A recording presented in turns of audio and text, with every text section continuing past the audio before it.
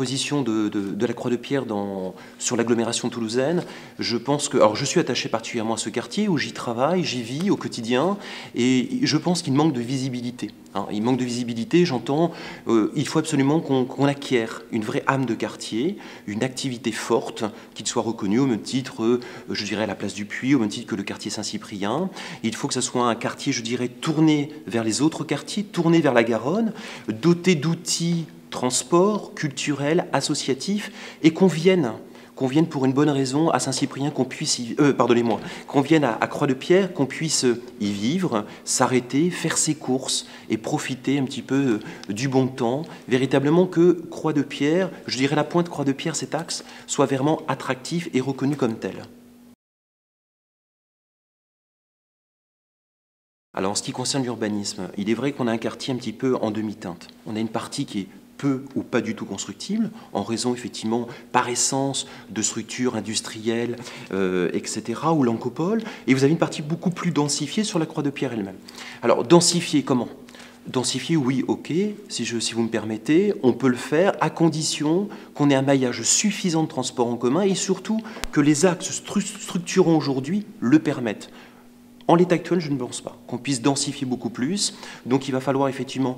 Inévitablement, si on veut densifier, je pense notamment au projet d'Oasis, il faudra absolument dimensionner ou retravailler les axes pénétrants, je pense la pointe Croix-de-Pierre. C'est inévitable, c'est indissociable, sinon en l'état actuel, il me semble peu probable que l'on puisse effectivement densifier au sens et au regard du PLU validé, que l'on puisse faire beaucoup plus actuellement, sinon on va avoir un quartier engorgé et je dirais bloqué comme ce matin encore.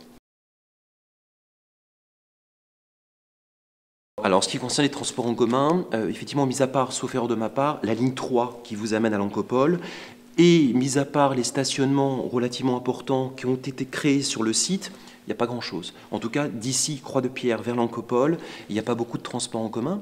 Donc là, on n'a pas de position dogmatique, on va tout regarder, tout étudier, en concertation avec les riverains. S'il faut mettre en place une navette ou une nouvelle ligne de bus sur, je veux dire, de connexion entre le tram Garonne et l'Ancopole, on le fera. Si c'est nécessaire, s'il y a une demande forte, on le fera. Ça permettra de désenclaver, je dirais, de passer par la route d'Espagne, par la zone franche urbaine, distribuer effectivement la clinique du sport, et bien sûr, pour finir peut-être à l'Ancopole, voire un petit peu plus loin, puisqu'on avait un autre projet structurant également, c'est de finir cette fameuse rocade du boulevard Eisenhower, et pourquoi pas aller vers le Muretin, aller effectivement vers Portet-sur-Garonne. Donc là, effectivement, il manque un maillage. Je pense qu'il y a une connexion qui manque entre le tram et l'Ancopole et toutes ces nouvelles structures, et je pense qu'au même titre que la navette travaux qui existait entre Croix-de-Pierre-la-Pointe vers Saint-Cyprien, je pense que ça c'est une navette qu'il va falloir que nous maintenions, et pourquoi pas peut-être, extrapolons, allons plus loin, peut-être une navette, une nouvelle ligne de bus de Saint-Cyprien jusqu'à l'Ancopole qui distribuerait Croix-de-Pierre, la Pointe, la route d'Espagne. Je pense qu'elle est nécessaire. Alors, l'épreuve de stationnement du quartier. Effectivement, il y a deux choses dans ce que vous dites. Tout d'abord, je pense qu'il faut profiter de la mutation du quartier, notamment que le projet Oasis, une recomposition du secteur. À chaque fois qu'une petite poche va pouvoir se libérer, je crois que là, il y a une action précise de la municipalité pour créer des poches de stationnement. Voilà. On parlait de densification, mais je crois qu'il faut aussi prévoir des poches de verdure et de stationnement, parce qu'aujourd'hui, on ne peut pas s'arrêter. Sur l'avenue de Muret, vous avez un axe pénétrant, traversant Toulousain, mais qui ne permet pas effectivement de s'arrêter et faire ses courses. Donc je crois que tout le monde y gagnerait. Idem, même chose dans les quartiers adjacents.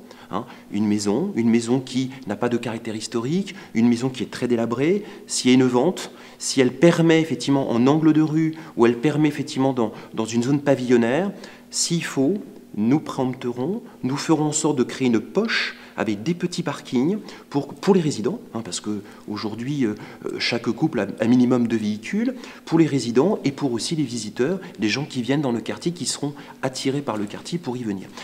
Il y a ce point-là, le stationnement est un vrai problème aujourd'hui, et vous vous rendez compte par vous-même que finalement le tram n'a pas réglé cette difficulté. Hein, c'est un outil, bon, vous connaissez notre position globale, c'est un outil mais qui n'est pas suffisant puisque les mentalités n'ont pas suffisamment muté, changé et viennent quand même dans les quartiers en voiture. La voiture, nous on est je dirais, attachés à la liberté, au choix du Toulousain de venir dans le quartier en tram, en bus, ou en voiture. Donc les voitures, il y a un problème de stationnement, il faudra le régler. Et pareil, sur l'axe, je dirais, devant tous les commerces de la Pointe à Croix-de-Pierre, il va falloir mettre en place effectivement un nouvel outil de stationnement pour permettre une rotation, un turnover, pour je dirais, fluidifier un petit peu le stationnement sur cet axe. Alors, le quartier par rapport à l'environnement et par rapport au parc Garonne. Alors, tout d'abord, au niveau de l'environnement, c'est vrai, il n'y a plus beaucoup de place, je dirais. Je crois qu'il va falloir favoriser, et je pense notamment sur le devant du théâtre de la Digue, par exemple, on a une possibilité.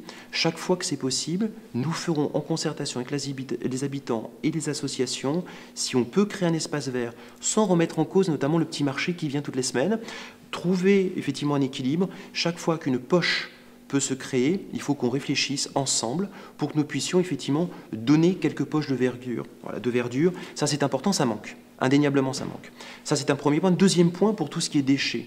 Effectivement, il faut également prévoir, et notamment dans la recomposition, projet Oasis, je pense même sur la route d'Espagne, un petit peu plus loin, hein, il faut plus prétentieux, je dirais, nous sommes favorables, effectivement, pour enterrer, vous savez, les fameux récupérations de déchets, inciter les gens de les avoir à proximité. Avenue de Muret, vous avez quelques conteneurs verts en plastique sur chaussée. Je crois qu'il faut faire, chaque fois que c'est possible, les faire enterrer dans la chaussée.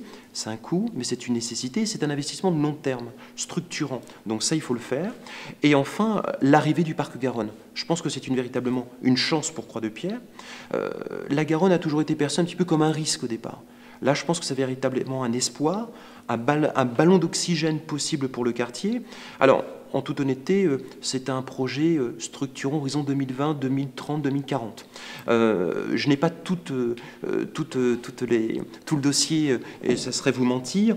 Par contre, je pense que inévitablement, alors vous parliez de nuisances, vous parliez effectivement peut-être de l'aspect négatif de la fréquentation de cette nouvelle île. Moi, je pense que c'est plutôt une chance. Il y aura peut-être de nouvelles activités, et je pense que Croix-de-Pierre, s'il est ouvert sur la Garonne et sur le parc, sur l'île du Ramier, je dirais, peut profiter de l'arrivée de toutes ces personnes pour leur activité sportive. Je pense qu'il peut y avoir une mutation à ce niveau et aider les porteurs de projets dans ce sens. Et notre particularité, effectivement, par rapport à la proximité, à l'époque d'AZF et aujourd'hui de la CNPE, Héraclès Safran, c'est vrai que ça pose problème. Et AZF a créé un traumatisme, il y a 12-13 ans maintenant, qui est notre opposition. Nous avons été d'abord, il y a à peu près un mois et demi, dans le cadre de l'enquête publique sur le PPRT, sur le plan de prévention du risque technologique, alerté par les associations, et M. Moudin qui est intervenu auprès du préfet, M. Comet, pour attirer son attention sur un point précis. 2 périmètres apparaissent. Alors je ne rentre pas dans le détail technique, 2 périmètres, au-delà, je dirais, du périmètre occupé par l'usine, 2 périmètres où il y a un risque un risque latal qui est toujours effectivement une vraie préoccupation. Et nous avions clairement, et notre opposition la réaffirme, c'est celle de M. Raffarin, à l'époque était Premier ministre, qui avait dit « Je demande à l'industriel que le risque industriel se cantonne, si vous me permettez, au périmètre occupé par l'industriel lui-même. » Donc nous, on réaffirme cette position. On souhaite impérativement que ces périmètres, qu'il n'y ait pas effectivement, je dirais, qu'ils ne puissent pas occuper effectivement les risques sur le chemin des Étroits, je pense, sur la Garonne aussi, et puis sur notre voisin tout juste, Langopole. On veut absolument qu'il y ait un effort. Il y a eu un effort de fait par l'industriel, qui n'est pas suffisant à mon sens, aussi bien au niveau de la fabrication ou du stockage des produits. Il faut absolument se rapprocher et arriver à terme. Je crois qu'il va falloir se mettre autour de la table et faire en sorte de se donner quelques années, ça ne se fera pas du jour au lendemain, mais que le périmètre de l'industriel, le risque, effectivement, se cantonne, je dirais, globalement, au terrain occupé par l'industriel lui-même. Alors sur la sécurité dans le quartier, alors, nos propositions, c'est effectivement, il y a plusieurs volets.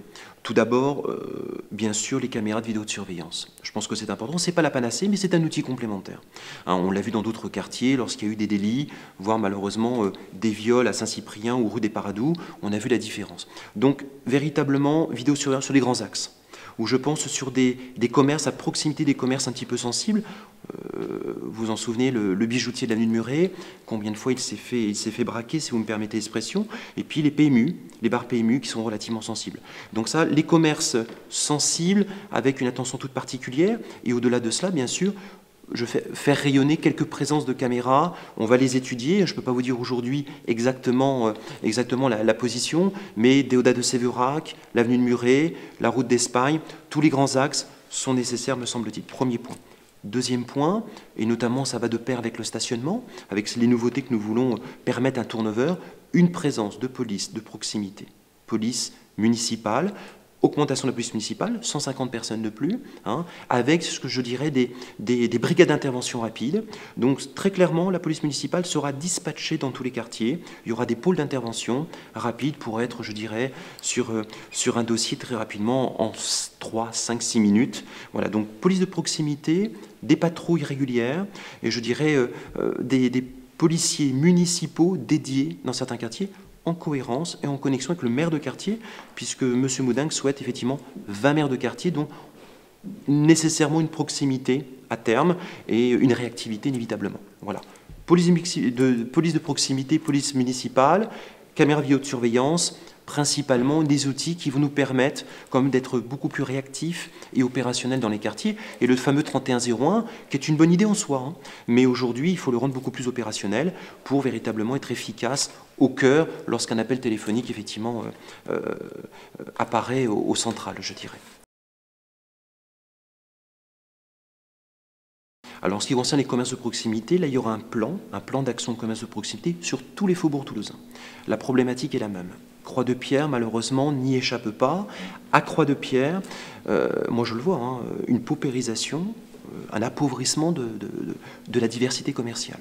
Donc on est pour recréer et préserver le commerce de proximité, les artisans indépendants. Alors comment ?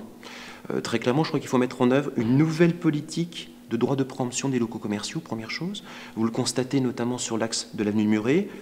Vous avez le choix pour acheter une pizza aujourd'hui. Il y a trop de pizzerias. C'est comme à Saint-Cyprien, trop d'agences immobilières. Il faut rééquilibrer, hein, qu'il n'y ait pas une mono-activité. Donc l'audit, on va faire l'audit des commerces fermés, des locaux fermés, ceux qui vont être fermés à court moyen terme, les départs en retraite, mettre en place une vraie convention, une action précise avec la CCI, la Chambre de commerce et d'industrie, inciter les jeunes à venir s'y installer à chaque fois que c'est possible pour une reprise de commerce ou une création. Je pense par exemple à une poissonnerie, c'est peut-être pas le bon exemple, mais ça manque en tout cas dans le quartier. Voilà, donc ça, préserver, recréer une dynamique, et au-delà de ça, bien sûr, revitaliser tout l'espace public, une cohérence commerciale, je dirais au niveau des enseignes, au niveau de l'approche sur les trottoirs, leur permettent effectivement de profiter de l'extérieur. Je pense aux bars, cafés, au PMU, je pense à toutes ces activités qui ont besoin de terrasses, les petits restaurants, leur permettre d'occuper l'espace public, et reconfigurer effectivement l'axe, absolument, pour que ce soit beaucoup plus attractif, ça va de pair. Alors, vous évoquez 3 pôles. Nous sommes au Bijou aujourd'hui où vous m'accueillez. Il y a le Bijou, il y a le Théâtre de la Digue, et il y a l'espace Lafage.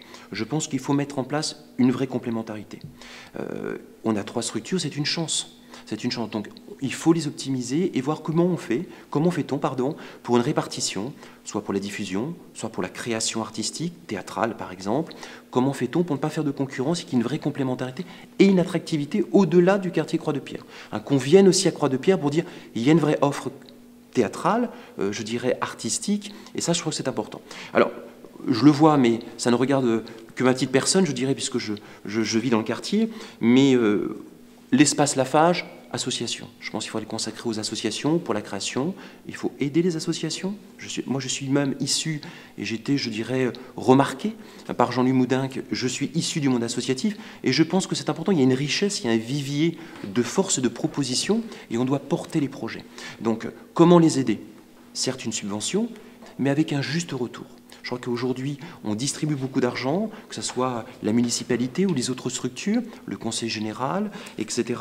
Je pense qu'il y a un devoir de résultat, une culture du résultat. En tout cas, moi, issu du privé, c'est comme ça que je le perçois. Il faut absolument dire chaque euro donné, à quoi sert-il et vers quel but nous allons.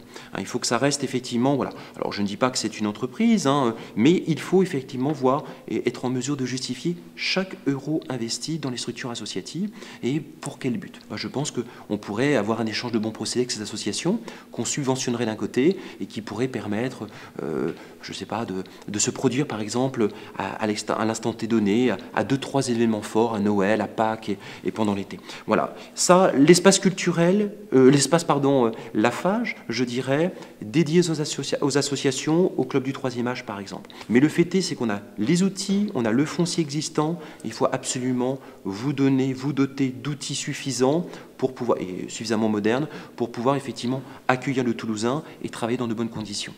Alors, ma vision personnelle, elle n'est pas encore, je dirais, communément admise, mais je dirais, il faut utiliser ces trois structures. Tous les acteurs locaux et culturels seront interrogés pour voir une complémentarité, et puis je pense que c'est une vraie chance pour le quartier pour faire un petit peu un appel d'air, peut-être se différencier, créer véritablement une offre théâtrale ou une offre culturelle en tout cas qui n'existe pas dans d'autres quartiers, dans d'autres faubourgs, et qui permettrait effectivement de donner une attractivité nouvelle à Croix-de-Pierre.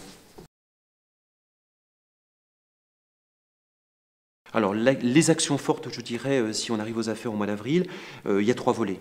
La sécurité, les commerces de proximité et le stationnement. Engorgement, encore ce matin, entre la Pointe et la Croix-de-Pierre. Donc, les 3 dossiers urgents, je pense, c'est le stationnement, reconfigurer cet axe, en prévision également des nouveaux projets, comme le projet de l'Oasis, premier point. La sécurité des biens des personnes, je pense que c'est une priorité. Et bien sûr, s'intéresser, revenir au commerce de proximité, faire l'audit de la situation pour redynamiser impérativement Croix-de-Pierre-la-Pointe. 3 axes.